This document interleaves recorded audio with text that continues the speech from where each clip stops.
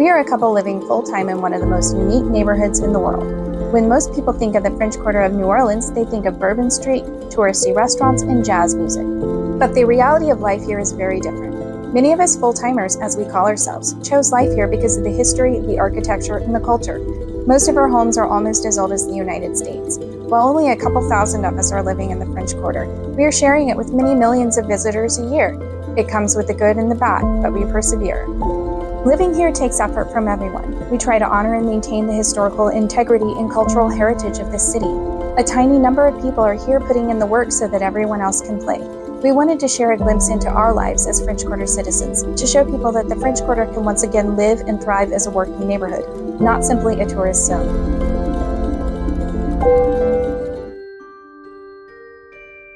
While the Christmas revelers revel and Bourbon Street bustles, life in our historic French Quarter home is quiet inside. We observe our favorite holiday traditions, setting up our trees, decorating them with a lifetime of carefully collected ornaments, and placing natural greenery on the mantels. We love to collect vintage Christmas ornaments, and the tree in our front parlor is my very favorite. It has a pink theme, and because it is also part of my sewing studio, it has a bit of a sewing theme as well.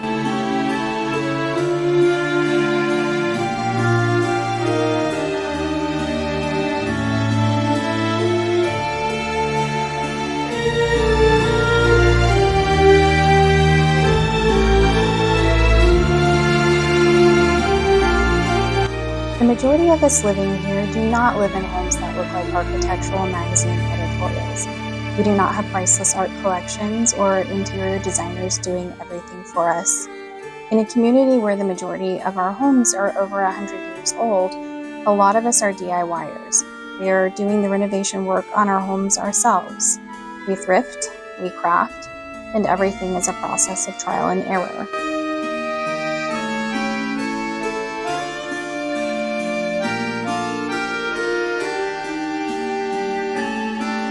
While I wasn't sure if I wanted to get a tree this year, I am glad that I decided to do it. It was nice to pull out my favorite ornaments and spend a quiet morning decorating my tree.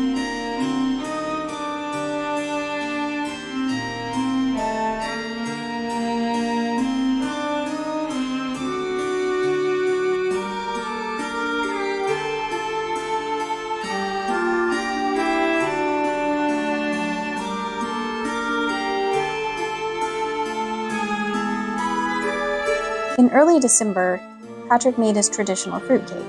I collect vintage cookbooks, and many years ago he decided to make a fruitcake that he had found in one of my 1940s cookbooks. It started out as a bit of a joke because everyone loves to hate on fruitcake, right? But it actually turned out so good that it became an annual tradition. He has been making this fruitcake every year now for over a decade, tweaking it each year just a little bit with the help of additional vintage cookbooks. We have converted many a fruitcake skeptic over the years.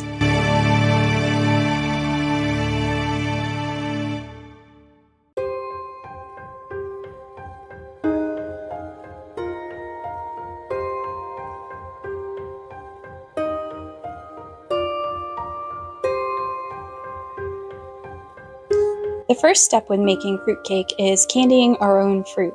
The fruitcake calls for candied cherries and pineapple, so Patrick starts that part first.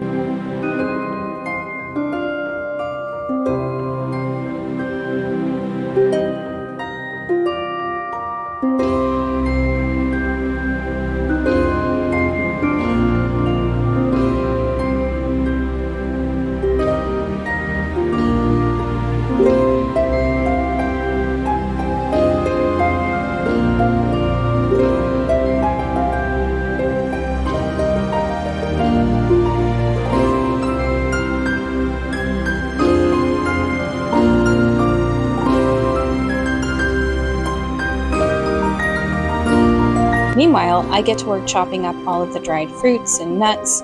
The other fruits in the cake are raisins, golden raisins, dried apricots, prunes, dates, walnuts, almonds, and pecans.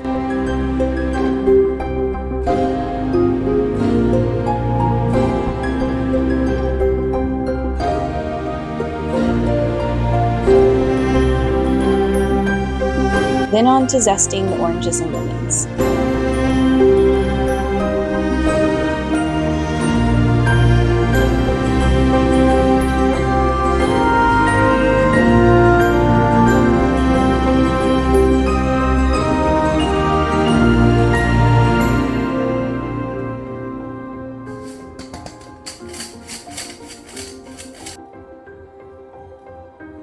Finally, it was time to make the batter and add the mini spices.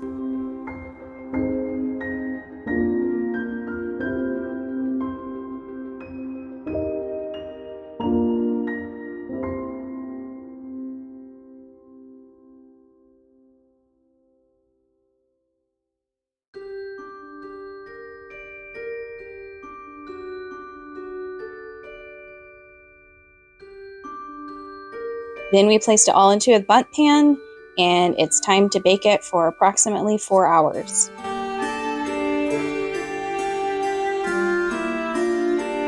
We started this process in the morning, and it was after 10 p.m. by the time we took the fruitcake out of the oven. It had to cool completely overnight before we doused it with brandy and then wrapped it up to cure for a few weeks. The brandy and the sugar act as a natural preservative.